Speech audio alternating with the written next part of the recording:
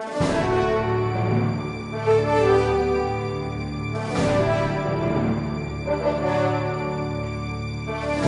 Iglesia Bíblica del Señor Jesucristo presenta Palabra de Gracia.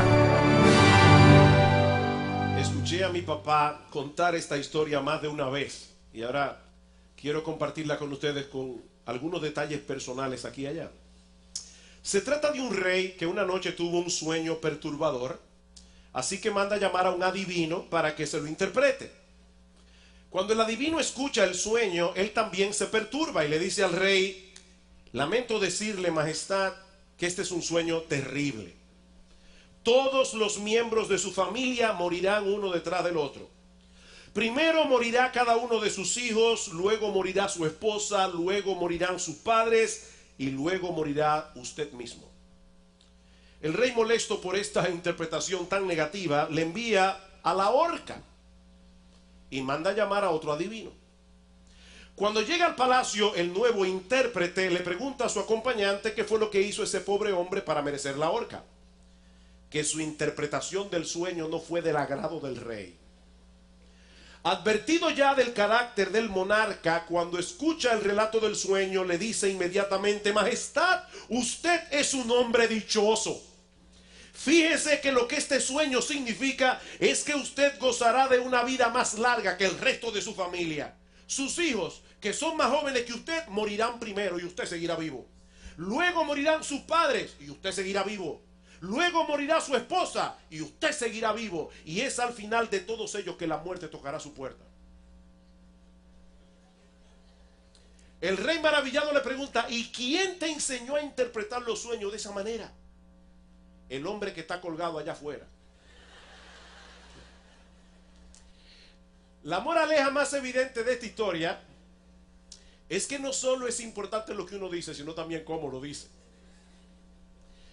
Pero hay otra lección que aprendemos en este relato, y es que no siempre resulta fácil interactuar con aquellos que están en autoridad, sobre todo cuando son personas abusivas y caprichosas.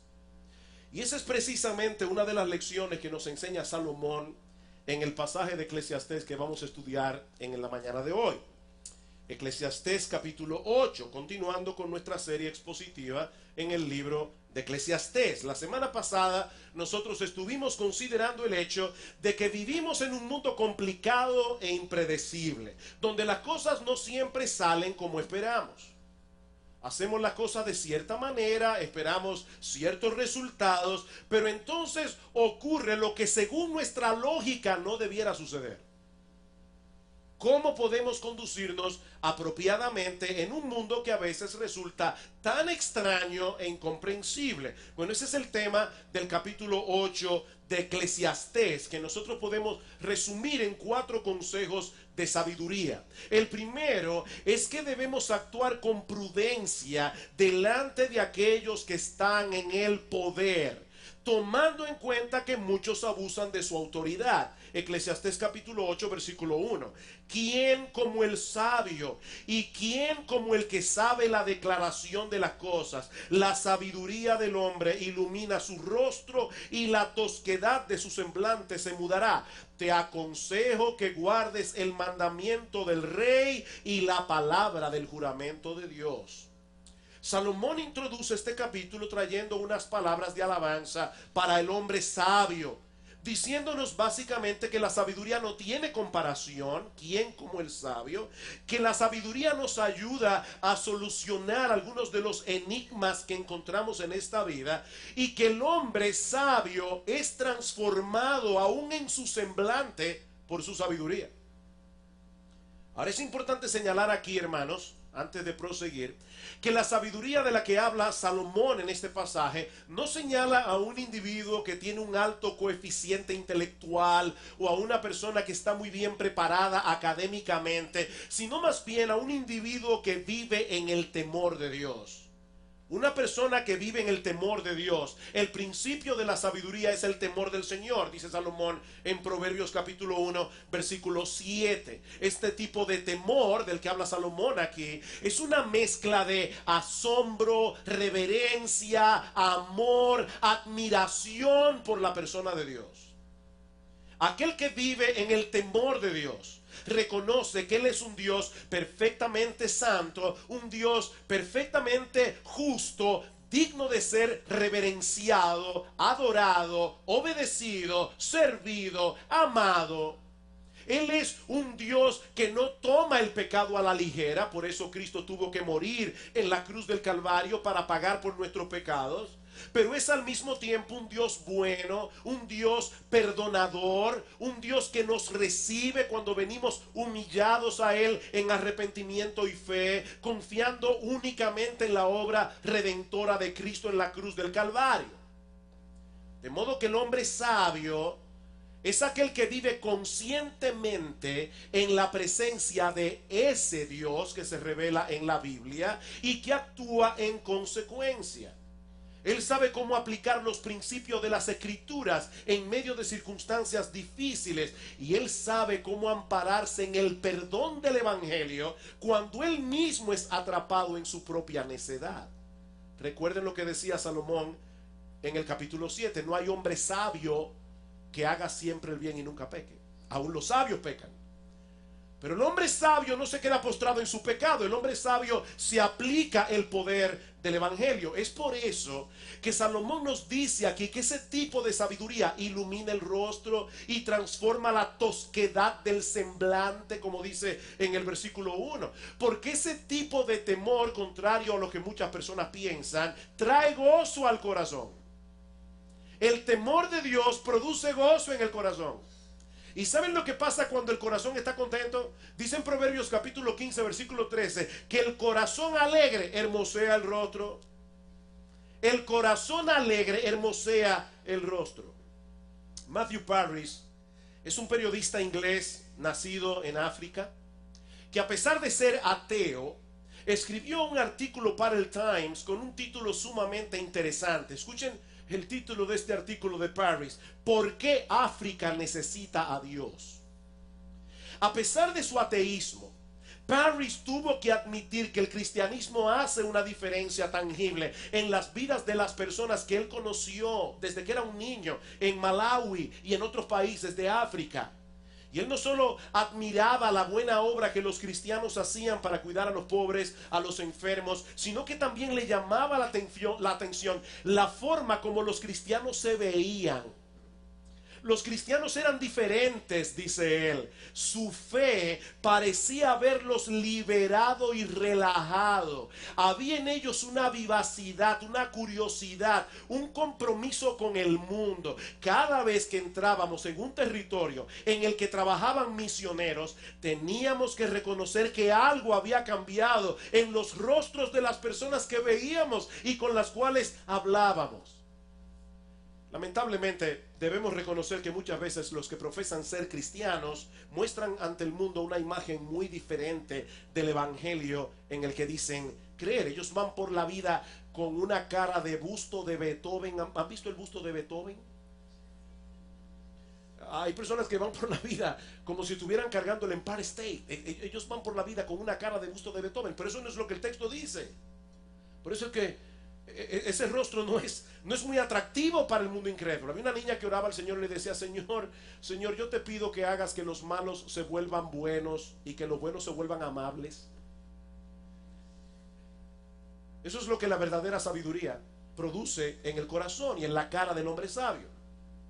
Pero ahora Salomón quiere animarnos a conducirnos con sabiduría en las diferentes circunstancias de la vida, incluyendo el hecho de tener que lidiar con aquellos que están en autoridad. Versículo 2: te aconsejo que guardes el mandamiento del rey y la palabra del juramento de Dios. Noten, hermanos, que la primera razón que Salomón nos da para ser leales y obedientes a la autoridad del gobierno no es pragmática, es teológica.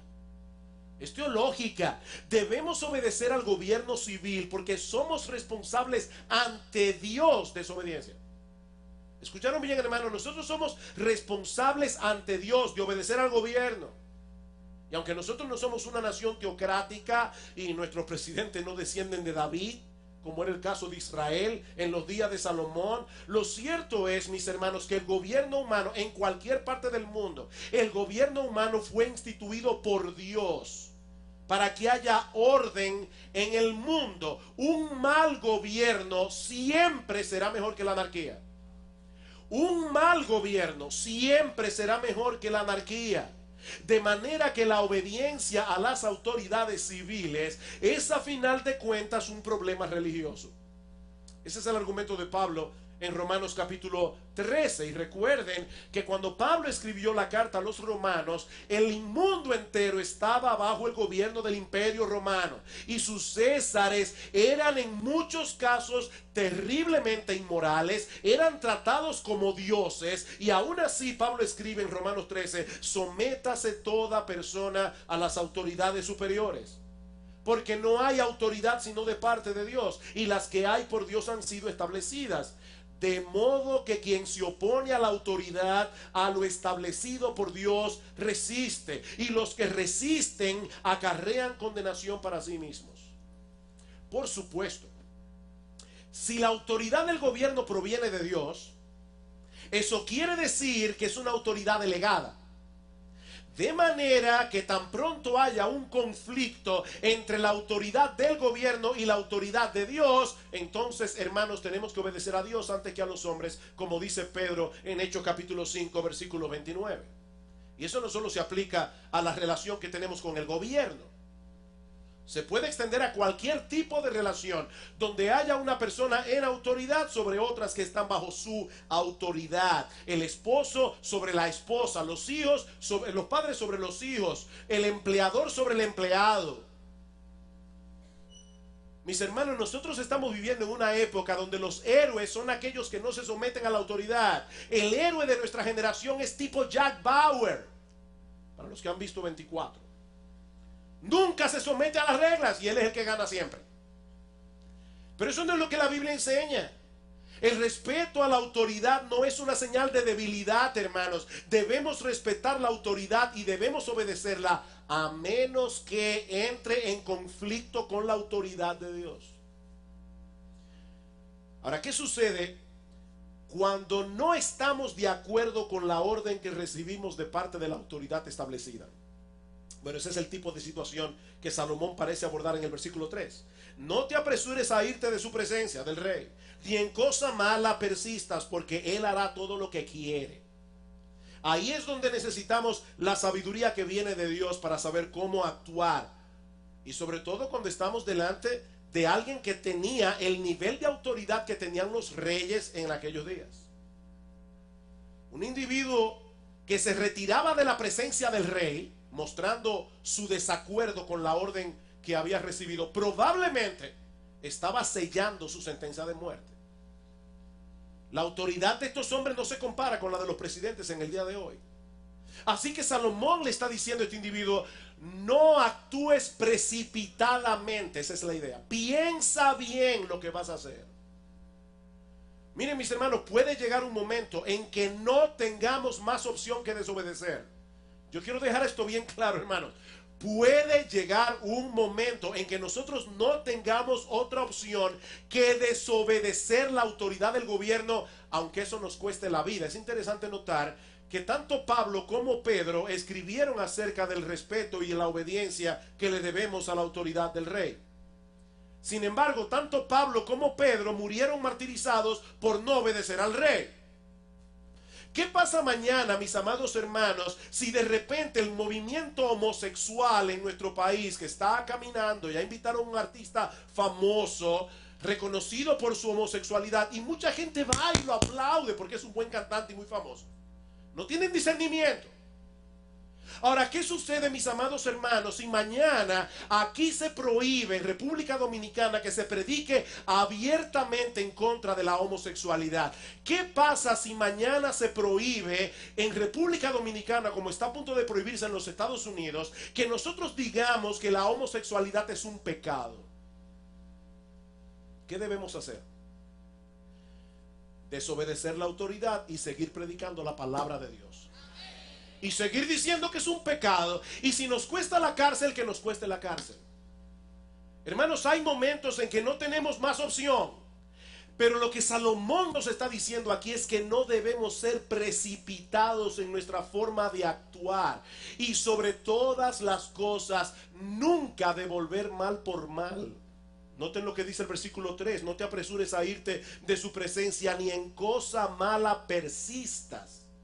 Nunca debes ceder a la tentación de vengarte cuando te sientes oprimido por aquellos que están en autoridad. Es interesante notar que inmediatamente antes del pasaje que habla de las autoridades superiores, en Romanos capítulo 13, Pablo trata precisamente el tema de la venganza contra aquellos que nos hacen daño de cualquier manera. Y el pastor Eduardo citó este pasaje en la clase de escuela dominical. No paguéis a nadie mal por mal.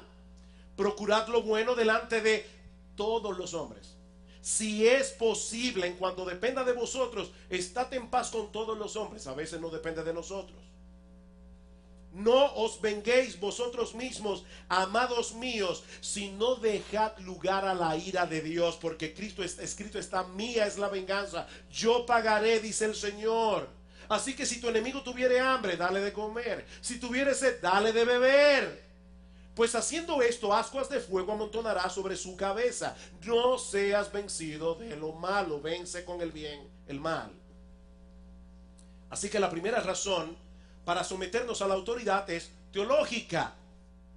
Pero Salomón nos enseña también una razón práctica. Versículo 3 otra vez: no te apresures a irte de su presencia, ni en cosas malas persistas, porque él hará todo lo que quiere, pues la palabra del rey es con potestad. ¿Y quién le dirá qué haces? Para nosotros es difícil entender el tipo de situación que Salomón está describiendo aquí, porque gracias al Señor no vivimos en un régimen totalitario. Aunque hace apenas unos 60 años de edad, de 60 años atrás, la República Dominicana vivía bajo una dictadura, la dictadura de el generalísimo Rafael Leonidas Trujillo Molina. Ahora, el punto es que los reyes no tenían sobre ellos ningún otro ser humano que los llamara a cuentas. Ellos no vivían en una democracia representativa. ¿Cómo deben comportarse los creyentes en una situación así? Obedeciendo en la medida de lo posible y tratando de discernir con sabiduría cuál es el mejor curso de acción en ese momento específico. Versículo 5: el que guarda el mandamiento del rey no experimentará mal, y el corazón del sabio discierne el tiempo y el juicio. Esta no es una promesa absoluta, pero hermanos, generalmente hablando, la obediencia cosecha buenos resultados. Generalmente hablando, la obediencia cosecha buenos resultados. Y otra vez tenemos que pensar en Romanos capítulo 13. ¿Qué dice Pablo allí? Que los magistrados no están para infundir temor al que hace el bien, sino al malo. ¿Quieres pues no temer la autoridad? Haz lo bueno y tendrás alabanza de ella. La autoridad está supuesta a castigar a los que violan la ley. Ahora, hermanos, la realidad del mundo en que vivimos es que no siempre es así. La autoridad está supuesta a castigar al que hace el mal, pero la verdad es que no siempre es así.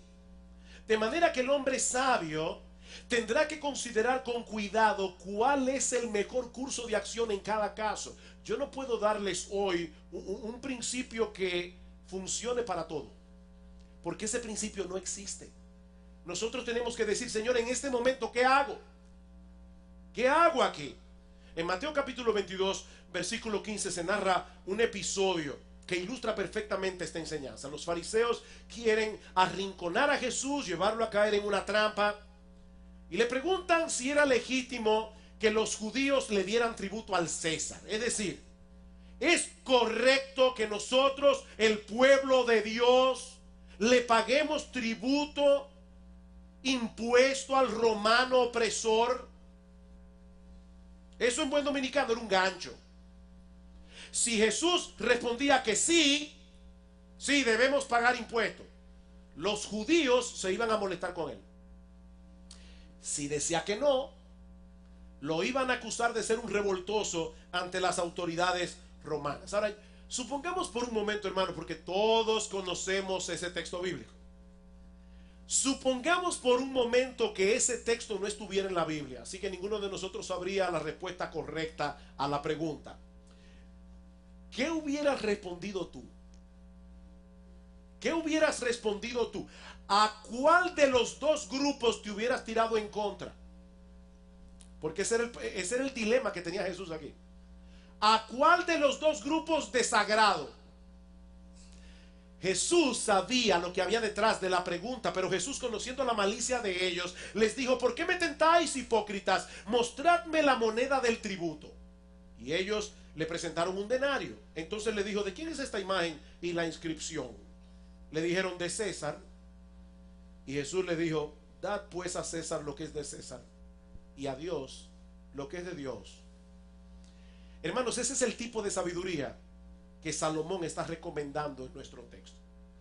Ahora, hay otro pasaje interesantísimo en los evangelios, cuando los fariseos y los herodianos, que se odiaban entre sí, pero el enemigo de mi enemigo después resulta ser mi amigo. O sea, los herodianos y los fariseos no se podían ver, pero ambos odiaban a Jesús. Así que los herodianos y los fariseos hacen una reunión y comienzan a confabular a ver cómo pueden destruir a Jesús. ¿Saben lo que hizo Cristo? Dice en Marcos capítulo 3 versículo 7 que se retiró al mar con sus discípulos. En otras palabras, mis hermanos, el Señor Jesucristo sabía discernir cuándo enfrentar a sus enemigos y cuándo era el momento apropiado para retirarse de la contienda. Eso es sabiduría. Porque para todo lo que quisieres hay tiempo y juicio, dice en el versículo 6. El Señor advierte a sus discípulos en Mateo capítulo 10, versículo 16. He aquí yo os envío como a ovejas en medio de lobos. Sed pues prudentes como serpientes y sencillos como palomas. Hermanos, debemos ser prudentes. Nosotros somos ovejas en medio de lobos. La buena noticia es que Dios ha prometido dar sabiduría a los que la pidan. Si alguno tiene falta de sabiduría, Santiago 1:5, pídala a Dios. Él la dará abundantemente y sin reproches. Y nosotros tenemos que muchas veces venir delante de Dios y decir: Señor, yo no sé qué hacer. Una esposa con un esposo inconverso que le está pidiendo algo que ella no puede hacer. Señor, ¿qué hago? ¿Cómo le digo que no? Señor, dame sabiduría. Debemos actuar con prudencia en este mundo peligroso en que vivimos. Pero Salomón sabía que las cosas no siempre salen como esperamos. Aún obedezcas a la autoridad. Este es un mundo caído, hermanos. Y muchas veces haciendo lo correcto las cosas nos salen mal. ¿O no es así? De ahí el segundo consejo que encontramos en este pasaje. Y es que debemos aceptar con mansedumbre y confianza aquello que no podemos cambiar. Debemos aceptar con mansedumbre y confianza aquello que no podemos cambiar. Versículo 6. Porque para todo lo que quisieres hay tiempo y juicio, porque el mal del hombre es grande sobre él, pues no sabe lo que ha de ser y el cuándo haya de ser. ¿Quién se lo enseñará? Tú actúas de cierta manera, eres una persona sabia, eres una persona prudente, pero ¿sabes una cosa? Tú no sabes cómo va a reaccionar el que tenga autoridad. Hay gente caprichosa. Lo que Salomón está diciendo aquí es muy sencillo. Nadie sabe con seguridad lo que va a suceder en el futuro. Nadie. Así que no siempre podemos estar preparados para las cosas que vendrán sobre nosotros en el transcurso de esta vida. Mis hermanos, la vida de un hombre puede cambiar en un segundo. En un segundo, una enfermedad, un accidente, la muerte de un ser querido, son cosas que cambian el curso de nuestra existencia para siempre. Y algunas personas quisieran tener el control. Bueno, para ser más exactos, yo creo que todos queremos tener el control. Nosotros quisiéramos tener el plano en la mano y saber cómo va a ser cada cosa. Pero ¿saben algo, mis hermanos? Lo cierto es que nosotros no tenemos el control. Tú no controlas nada, eso es una ilusión. No tenemos control, no conocemos el futuro. De hecho, tampoco tenemos control sobre el presente. Versículo 8. No hay hombre que tenga potestad sobre el espíritu para retener el espíritu. No me voy a morir. Ajá. O sea, tú puedes decidir que tú no te mueres hoy. No tenemos potestad sobre el espíritu para retener el espíritu, ni potestad sobre el día de la muerte. Y no valen armas en esa guerra, ni la impiedad librará al que la posee. Mira, mi hermano, mi amigo que estás aquí en esta mañana, tú puedes hacer todo lo que tú quieras, pero todos tenemos una cita con la muerte. Y nadie llegará tarde a esa cita ni por un segundo. Todos tenemos una cita. El cineasta Woody Allen dijo una vez en tono de broma: yo no temo morir, simplemente que no quiero estar allí cuando suceda. Pero él estará allí cuando suceda, y tú y yo también. No es la muerte del vecino, es la muerte tuya. Todos vamos a estar allí. Y cuando llegue ese momento, no importa cuán poderoso pudo haber sido un hombre en esta tierra, no importa cuánto haya pecado y haya hecho su voluntad en este mundo, que es lo que dice en el versículo 8, la impiedad no librará al que lo posee. No importa, hermanos, todos tendremos que comparecer ante el tribunal de Dios para dar cuenta de nuestra vida. Es con esa conciencia que los cristianos podemos descansar tranquilos. A pesar de las injusticias que se cometen en el mundo, versículo 9, todo esto he visto y he puesto mi corazón en todo lo que debajo del sol se hace. Hay tiempo en que el hombre se enseñorea del hombre para mal suyo. Eso no lo podemos impedir. Hay tiempo que Dios en su providencia permite que algunos hombres se enseñoreen sobre otros hombres para hacer mal. Esa es una terrible realidad en este mundo caído. Pero ¿saben qué, mis amados hermanos? Nuestro Dios todopoderoso reina aún por encima de todos los reyes de la tierra. Así que el día llegará cuando todas las cosas en este mundo van a funcionar al derecho. Ese día llegará. ¿Qué debemos hacer mientras tanto? Bueno, eso nos lleva al tercer consejo de nuestro pasaje. Debemos ser prudentes cuando estamos lidiando con la autoridad. Debemos aceptar con mansedumbre y confianza. Hay cosas que nosotros no podemos cambiar, están en las manos de Dios. Pero en tercer lugar, y este consejo sí que le puede resultar extraño a algunos, debemos aprender a disfrutar de la vida que Dios nos da a pesar de las injusticias que encontramos en este mundo caído. Debemos aprender a disfrutar de la vida que Dios nos da a pesar de las injusticias que se cometen en este mundo caído. Versículo 10. Asimismo, he visto a los inicuos sepultados con honra, mas a los que frecuentaban el lugar santo fueron luego puestos en olvido en la ciudad donde habían actuado con rectitud. Esto también es vanidad. Este es un ejemplo claro de injusticia. Se muere un individuo reconocido por su maldad, pero es enterrado con honra como si fuera un dechado de virtudes. Me vino a la mente leyendo este texto el funeral de Don Corleone. Ahí está Michael Corleone, un mafioso, en el entierro de su padre, y todo el mundo va a rendirle pleitesía, y entran los carros en el cementerio con esas coronas de flores. Se murió una personalidad. Recuerdo haber oído a un niño que estaba en el cementerio con su mamá, y de repente comienzan a hablar del muerto y todas las virtudes que el muerto tenía, y el niño le dijo: mami, parece que nos equivocamos de entierro. Pues el niño conocía muy bien al hombre. Hermanos, cuando una persona como esta se muere, murió un santo. Dice Salomón, esto es vanidad. Yo he visto inicuos enterrados con honra. Versículo 11, por cuanto no se ejecuta luego sentencia sobre la mala obra, el corazón de los hijos de los hombres está en ello dispuesto para hacer el mal. Algunos comentaristas entienden que Salomón se está refiriendo aquí a lo que sucede en muchos tribunales humanos, Los malos no reciben el castigo que merecen. ¿Y saben lo que ocurre en una nación donde la justicia se puede comprar? Donde los malos no reciben el castigo que merecen. Que eso incentiva que se haga más mal. Por eso es que yo personalmente, y porque creo que la Biblia así lo enseña, hermanos, yo estoy a favor de la pena capital en ciertos casos. Yo creo que hay ciertas personas a las que debieran fusilarlas. Ay, pero qué falta de amor. No, es por amor a la ciudadanía. Porque cuando tú proteges al malhechor, estás yendo en contra del inocente.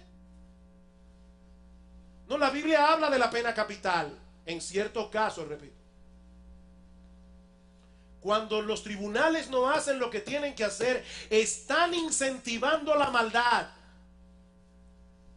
Hay un proverbio español que dice que las leyes son como las telas de araña, atrapan a las moscas y dejan escapar a los halcones. Y Robert Frost, poeta Robert Frost, define un jurado en el sistema judicial norteamericano como 12 personas escogidas para decidir quién tuvo el mejor abogado. No para que se haga lo correcto, es para ver quién tuvo el mejor abogado. Mis hermanos, en los tribunales humanos se cometen muchas injusticias. Ahora, hay otras personas, y personalmente yo tiendo a pensar así, que enseñan que este versículo no se refiere a los tribunales humanos, sino a Dios. Sino a Dios. Como Dios no castiga de inmediato la maldad de los hombres, estos presuponen erróneamente que no recibirán el castigo que merecen y siguen haciéndolo mal. Mucha gente se pregunta, ¿por qué Dios permite que los malos se salgan con la suya y no los envía al infierno de una vez? ¿Alguna vez tú has pensado así? Bueno, déjame decirte algo. Si alguna vez ese pensamiento te ha pasado por la cabeza, yo quiero que tú vuelvas a pensar lo que estás diciendo, porque si Dios hiciera eso, todos aquí estaríamos muy mal parados. Gracias al Señor que Él soportó por algún tiempo nuestras maldades antes de venir a Cristo en arrepentimiento y fe, porque de lo contrario no habría esperanza para nadie. ¿Saben cuál es el problema? El problema es que todos nosotros queremos que se haga justicia con el otro, pero yo quiero que me traten a mí con misericordia. Pero es por su paciencia y por su misericordia que muchos Saulos de Tarso terminan convertidos, como el apóstol Pablo, predicando el evangelio que en una ocasión aborrecían. Así que gracias a Dios por su paciencia. Gracias a Dios por su misericordia. Sin embargo, la paciencia de Dios tiene un límite. La paciencia de Dios tiene un límite. Amigo, óyeme tú que estás aquí sentado en esta mañana. Hay una línea invisible que nadie sabe dónde está trazada, que un pecador pasa y después que la pasa no hay marcha atrás. Y no sabemos dónde está esa línea. La paciencia de Dios tiene un límite. Versículo 12. Aunque el pecador haga mal 100 veces y prolongue sus días, con todo yo también sé que les irá bien a los que a Dios temen, los que temen ante su presencia, y no le irá bien al impío, ni le serán prolongados los días que son como sombra, por cuanto no teme delante de la presencia de Dios. Hay vanidad que se hace sobre la tierra, que hay justos a quienes sucede como si hicieran obras de impíos, y hay impíos a quienes acontece como si hicieran obras de justos. Digo que esto también es vanidad. Me encanta la realidad, el realismo de la Biblia. Las cosas en este mundo de inmediato no resultan como nosotros quisiéramos. Ahora Salomón está diciendo aquí, eso no significa que el impío se saldrá con la suya. Aunque viva una vida más larga que la de muchos creyentes, aunque cometa impunemente un montón de crímenes, algún día tendrá que comparecer delante del tribunal de Dios. Esta semana estaba visitando a una joven en la clínica, y ella estaba en una habitación donde había otra joven. Resulta que a esa joven trataron de asaltarla. Y como los asaltantes no pudieron con ella porque salió corriendo, uno de ellos le tiró un machete le dio en la pierna, le cortó la femoral y hubo que amputarle la pierna. Yo inmediatamente pensé, y todavía hay mucha gente que duda de que existe el infierno. Honestamente, mis hermanos, si la historia humana no concluyera en un juicio donde cada persona recibirá lo que merece, este mundo es una broma muy pesada. Si la historia humana no termina en un juicio, mis hermanos, este mundo sería una broma muy pesada. Pero lo cierto es que la historia humana termina en un tribunal. Dice en Hebreos capítulo 9 versículo 27 que está establecido para los hombres, está establecido por Dios, que mueran una sola vez. Mi amigo, óyeme bien, no hay reencarnación. Que mueran una sola vez y después de esto, no una luz y un túnel. Todo el mundo vio una luz y un túnel. Olvídate de la luz, olvídate del túnel. Está establecido para los hombres que mueran una sola vez y después de esto, el juicio. La única luz que verás es la de la gloria de Dios en su tribunal. Dice en Gálatas capítulo 6 versículo 7, Dios no puede ser burlado. Dios no puede ser burlado. Todo lo que el hombre sembrare, eso también segará. Así que, y aquí llegamos a la parte extraña de este texto, podemos esperar pacientemente en la justicia de Dios y mientras tanto disfrutar de los buenos dones que Él nos da. Versículo 15. Por tanto alabé yo la alegría. ¿Ven la conclusión de Salomón?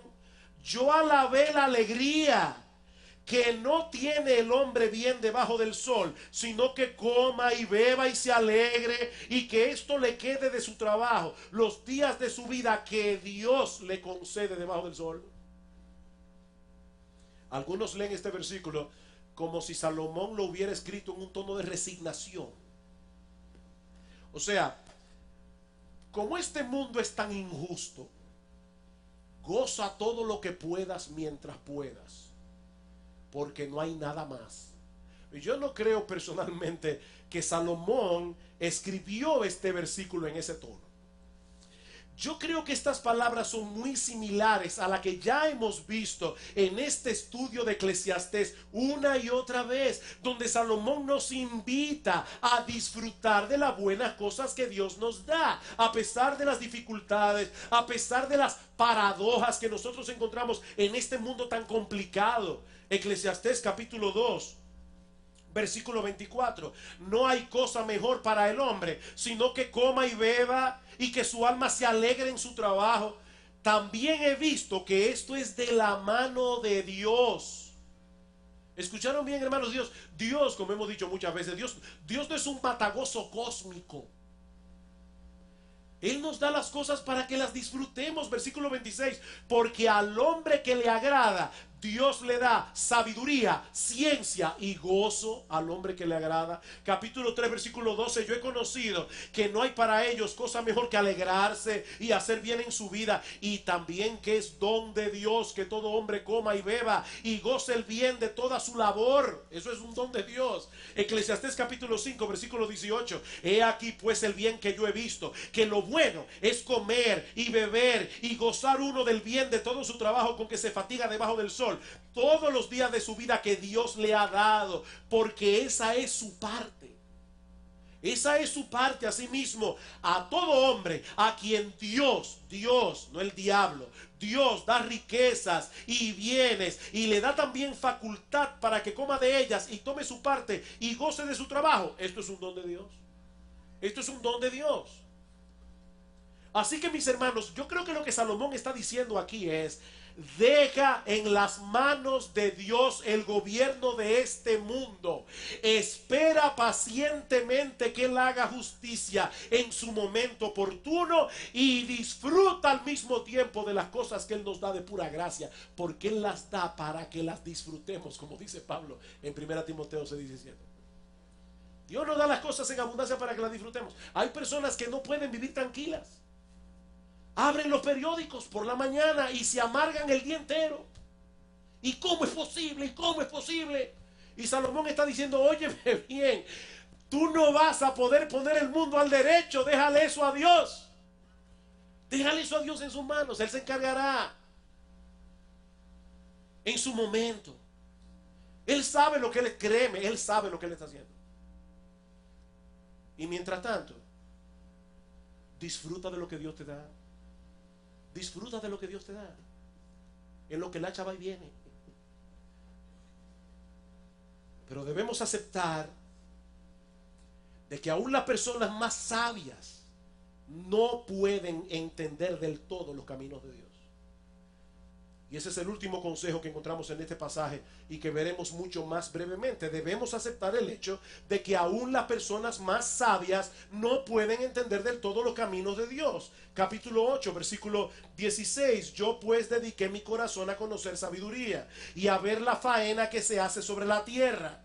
Porque hay quien ni de noche ni de día ve sueño en sus ojos, y he visto todas las obras de Dios, que el hombre no puede alcanzar la obra que debajo del sol se hace. Por mucho que trabaje el hombre buscándola, no la hallará. Aunque diga el sabio que la conoce, no por eso podrá alcanzarla.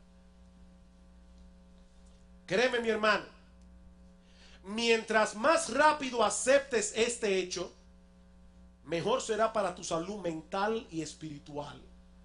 Los juicios de Dios son insondables y los caminos de Dios son inescrutables. Romanos 11:33. Por más que te afanes, nunca podrás entender la mente de Dios. Hermanos, si nosotros pudiéramos entender a Dios perfectamente, Él sería de nuestro tamaño. Pero como son más altos los cielos que la tierra, así son mis caminos más altos que vuestros caminos, y mis pensamientos más que vuestros pensamientos, dice el Señor en Isaías 55. Así que lo más sabio que podemos hacer es aceptar nuestras limitaciones y descansar confiados en lo que sí sabemos con toda certeza. ¿Y sabes qué es lo que sí sabemos con toda certeza? Que Él es un Dios bueno, sabio, santo y justo. Porque lo demostró en una forma extraordinaria en la cruz del Calvario. La cruz de Cristo es la más clara manifestación de la santidad y de la justicia de Dios. Cristo murió en la cruz porque Dios no toma el pecado a la ligera. Por eso envió a su propio Hijo, la segunda persona de la Trinidad, para recibir en nuestro lugar el castigo que nosotros merecíamos. Pero la cruz es también la más clara manifestación de su sabiduría. Hermanos amados, ¿a quién se le hubiera podido ocurrir un plan de salvación como el que encontramos en la Biblia? Que la deuda infinita del hombre la pagara el Dios infinito hecho hombre muriendo en la cruz. Oh, profundidad de la sabiduría y de la ciencia de Dios. El justo murió por los injustos para llevarnos a Dios, como dice en primera de Pedro capítulo 3 versículo 18. Nuestro Dios es santo, nuestro Dios es justo, nuestro Dios es sabio. Pero en la cruz vemos también una increíble, maravillosa, sorprendente muestra de la bondad y el amor de Dios para con sus criaturas pecadoras que merecían sin lugar a dudas la condenación del infierno. Y ahora yo me pregunto, queridos hermanos, ¿acaso no podemos confiar en un Dios como el nuestro? El único Dios vivo y verdadero. Aunque no podamos entender del todo su gobierno providencial en este mundo. Recientemente, lo que estamos siguiendo el plan de lectura de 2 años, terminamos el libro de Job hace 3 días atrás. Y esa es la gran lección del libro de Job. Job no le pidió a Dios que le devolviera su riqueza. Dios no le pidió a Dios que le devolviera la salud. Dios simplemente le dijo: Dios, ¿tú puedes explicarme lo que estás haciendo? Es todo lo que te pido. ¿Por qué tú me estás tratando así?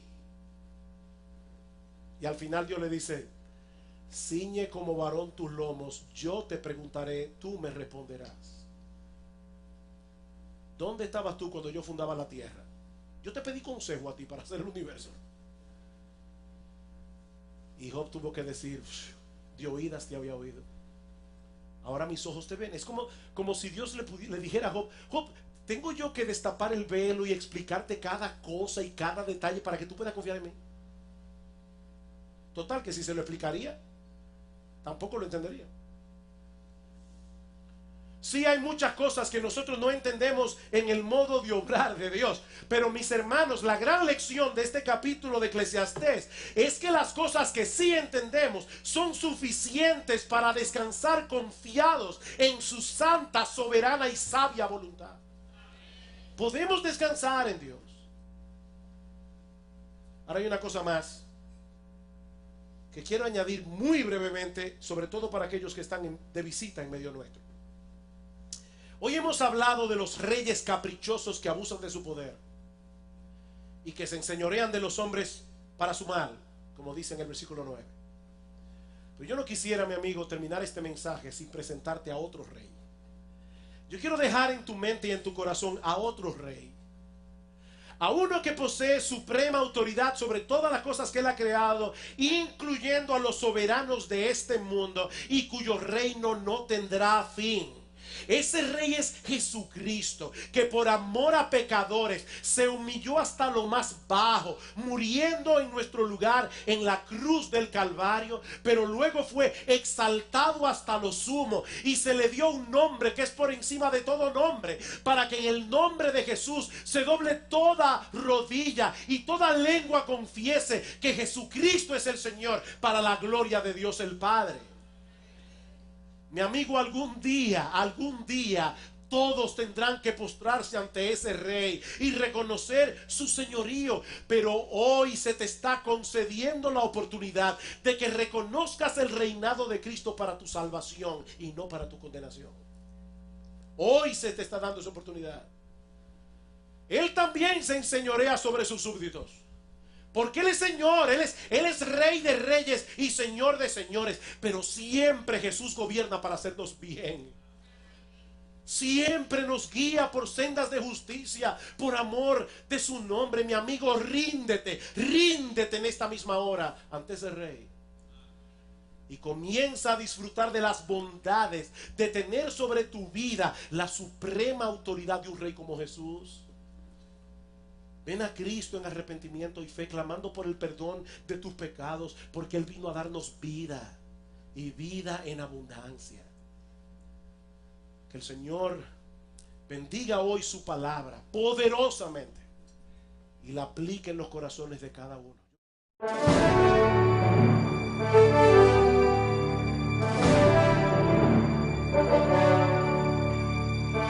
La Iglesia Bíblica del Señor Jesucristo presenta Palabra de Gracia. Escuché a mi papá contar esta historia más de una vez y ahora quiero compartirla con ustedes con algunos detalles personales aquí y allá. Se trata de un rey que una noche tuvo un sueño perturbador, así que manda a llamar a un adivino para que se lo interprete. Cuando el adivino escucha el sueño, él también se perturba y le dice al rey: lamento decirle, majestad, que este es un sueño terrible. Todos los miembros de su familia morirán uno detrás del otro. Primero morirá cada uno de sus hijos, luego morirá su esposa, luego morirán sus padres y luego morirá usted mismo.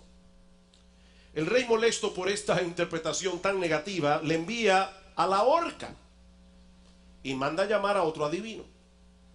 Cuando llega al palacio, el nuevo intérprete le pregunta a su acompañante qué fue lo que hizo ese pobre hombre para merecer la horca. Que su interpretación del sueño no fue del agrado del rey. Advertido ya del carácter del monarca, cuando escucha el relato del sueño, le dice inmediatamente: majestad, usted es un hombre dichoso. Fíjese que lo que este sueño significa es que usted gozará de una vida más larga que el resto de su familia. Sus hijos, que son más jóvenes que usted, morirán primero y usted seguirá vivo. Luego morirán sus padres y usted seguirá vivo. Luego morirá su esposa y usted seguirá vivo. Y es al final de todos ellos que la muerte tocará su puerta. El rey maravillado le pregunta: ¿y quién te enseñó a interpretar los sueños de esa manera? El hombre que está colgado allá afuera. La moraleja más evidente de esta historia es que no solo es importante lo que uno dice, sino también cómo lo dice. Pero hay otra lección que aprendemos en este relato, Y es que no siempre resulta fácil interactuar con aquellos que están en autoridad, sobre todo cuando son personas abusivas y caprichosas.